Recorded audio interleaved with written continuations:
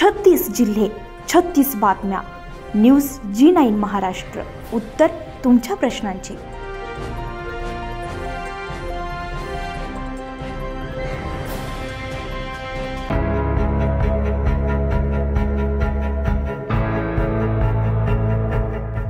राष्ट्रीय शिक्षण संस्था संचलित बालसंस्कार केंद्र बोदवड येथे गोकुळाष्टमी आणि गोपाळकाला साजरा करण्यात आलाय. कार्यक्रमाचे अध्यक्षस्थान सत्यजित माध्यमिक आणि उच्च माध्यमिक विद्यालयाचे मान्य मुख्याध्यापक राजेशजी हजारी यांनी भूषवलंय.